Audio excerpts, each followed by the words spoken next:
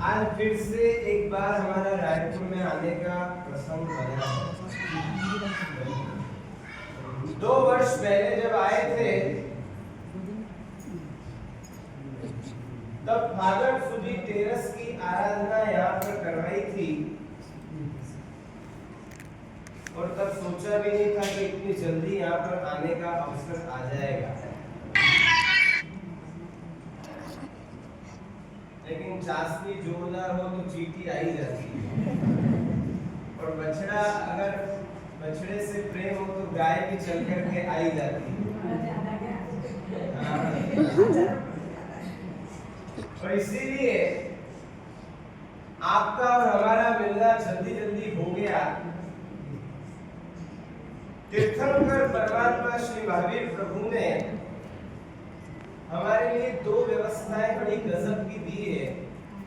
एक आहार की व्यवस्था और दूसरी विहार की व्यवस्था।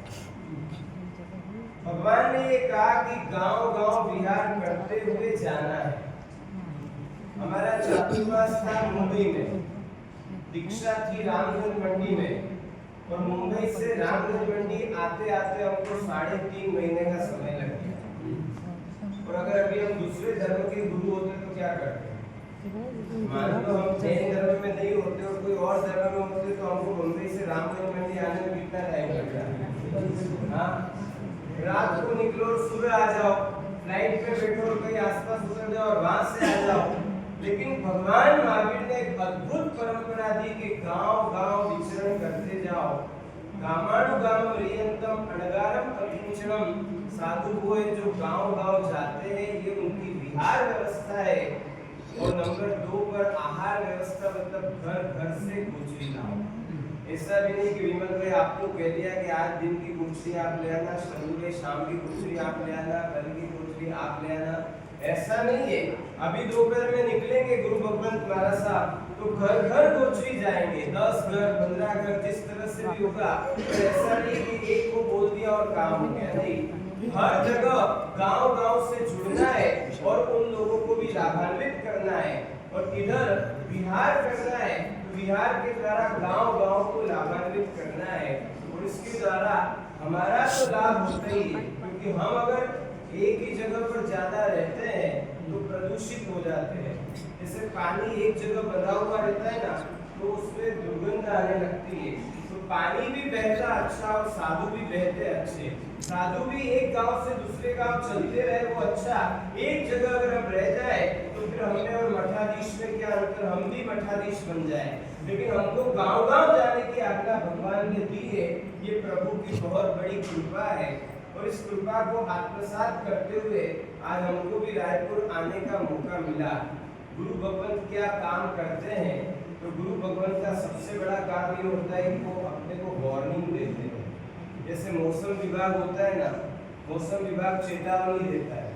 क्या चेतावनी देता है कि भाई 11 मई से 26 मई तक बहुत गर्मी पड़ने वाली है, या जो भी एक तारीख देते हैं तो ध्यान रखना, घर से बाहर मत निकलना। और जो हार्ट के पेशेंट है उसको खास ध्यान रखना है, बीपी के पेशेंट को खास ध्यान रखना है। उनका काम ये होता है कि वो चेतावनी देते हैं, वार्न करते हैं, लेकिन वो डराने का काम नहीं करते, खाली सावधान करते हैं, अलर्ट करते हैं। जैसे आप गाड़ी लेकर के जाओ और उदयपुर की तरफ जा रहे हो तो घाट एरिया आता है और घाट एरिया आता है, उदयपुर जाते तो घाट का एरिया आते ही रहता है। हमको एक बार उदयपुर जा रहे थे और एक ट्रक के पीछे बड़ी गजब की बात लिखी थी।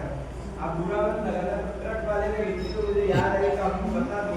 उसमें लिखा था कि उदयपुर शहर तो खूबसूरत है, उदयपुर शहर तो खूबसूरत है मगर घाटियां डरा देती है, भाइयों का प्रेम तो बहुत है पर भाभियां लड़ा देती है। हाँ, ऐसी ये जनरल बात है, ऐसा किसी को दिल पे लगाने की बात नहीं है।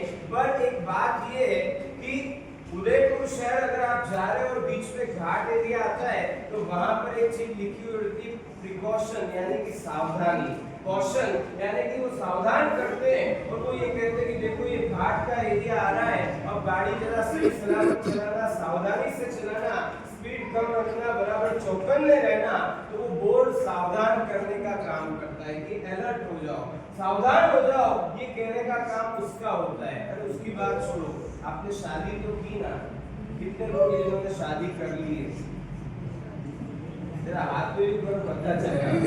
इतने सारे शादी वाले बैठे, थोड़े बच्चे हैं, कुछ युवा होंगे 2-4-5%, बाकी सब अधिकांश लोग शादीशुदा है। अच्छा, शादी में फेरे तो फिरते हैं, फेरे की प्रक्रिया भी होती है।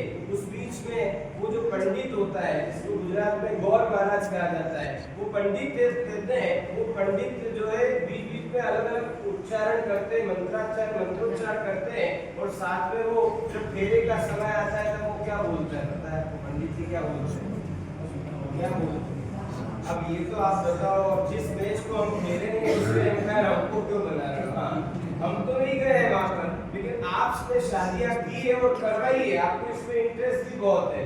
शादी का प्रसंग आएगा तो ठाट बाट से मनाना है, 3 दिन की छुट्टी ले लेंगे, 5 दिन की छुट्टी ले लेंगे, और हम कहेंगे कि भैया वहां आ जाना, और मेरे साथ टाइम नहीं है बिल्कुल भी। तो शादी का प्रसंग होगा तो हम तुरंत चले जाएंगे। अब मान लो कि शादी का प्रसंग है और